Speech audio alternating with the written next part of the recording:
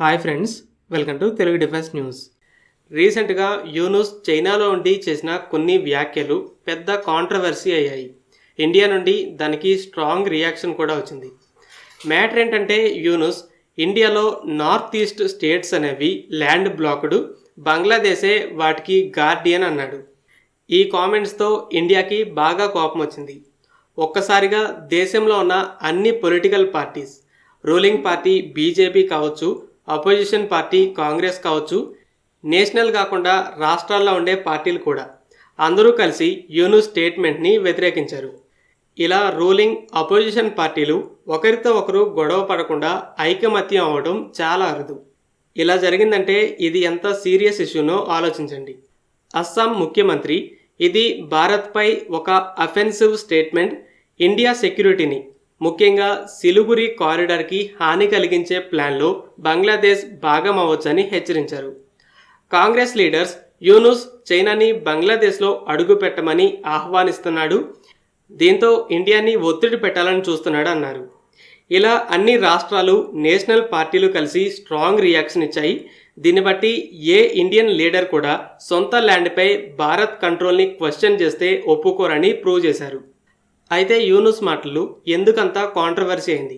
అసలు ఆ మాటల వెనక అర్థమేంటి? వాటి వెనక ఎలాంటి ప్లాన్స్ ఉన్నాయి? ఈ వీడియోలో వీటి గురించి మాట్లాడుకుందాం. ముందు యూనుస్ అన్న మాటలకి అర్థమేంటి? సిలిగురి కారిడార్ ఎందుకంత ఇంపార్టెంట్? ఇండియా నార్త్ ఈస్ట్ రాష్ట్రాలతో కనెక్ట్ అయి ఉండడానికి ఎలాంటి ప్రయత్నాలు చేస్తుందో చూద్దాం. ఫస్ట్, ల్యాండ్ లాక్డ్ అంటే చుట్టూ ఎలాంటి సముద్రం లేకుండా ఉన్న ప్రాంతం.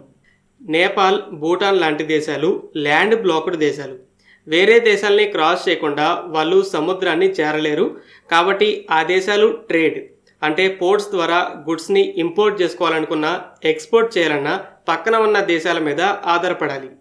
కానీ యూనుస్ ఇండియాలో 7 ఈస్టర్న్ స్టేట్స్ని ల్యాండ్ బ్లాక్డ్ అంటున్నాడు.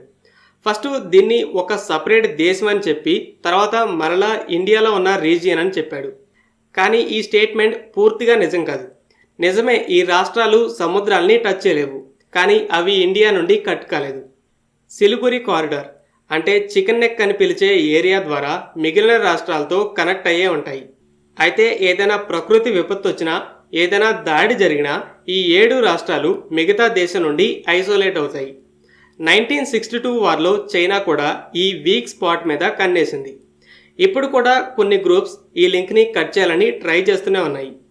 నార్త్ ఈస్ట్లో ఉన్న లీడర్స్కి కూడా ఇది బాగా తెలుసు. వాళ్ళు ఈ రోడ్, రైల్వే ఇన్ఫ్రాస్ట్రక్చర్తో పాటు బ్యాకప్గా టనెల్స్, వేరే రూట్స్ని కూడా ఉండాలని చూస్తున్నారు. అయితే యూనుస్ మాటలు ఈ కనెక్టివిటీని ప్రశ్నిస్తున్నాయి. అందుకే అతని రియల్ ఇంటెన్షన్స్ ఏంటని అనుమానాలు రేకెత్తాయి. ముందైతే ఈ మాటలు జియోగ్రఫీ గురించి ఒక స్టేట్మెంట్లా అనిపించవచ్చు, కానీ ఇవి ఒక స్టోరీనే అల్లుతున్నాయి. ఈ రాష్ట్రాలకి సహాయం కావాలి, ఇండియా దాన్ని పూర్తిగా ఇవ్వలేదు, సో బంగ్లాదేశ్ నుండి సహాయం కావాలని ప్రజలు ఆలోచించేలా చేస్తున్నాడు. ఇక్కడ బంగ్లాదేశ్కి ఉన్న ఇంట్రెస్ట్ ఏంటంటే మనీ. ఈ యూనుస్ మాటల్ని నార్త్ ఈస్ట్ రాష్ట్రాలు అంగీకరించాయంటే యూనుస్, మీరు సిలిగురి కారిడార్ మీదే ఎందుకు ఆధారపడాలి?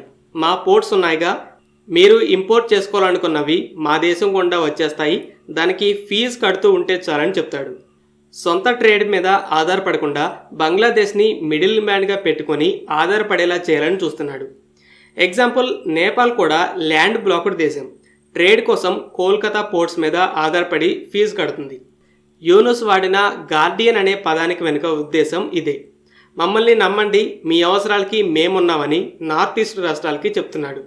ఆ రాష్ట్రాలని ఇన్ఫ్లుయెన్స్ చేయాలి, మన కంట్రోల్లో ఉంచుకోవాలని చూస్తున్నాడు.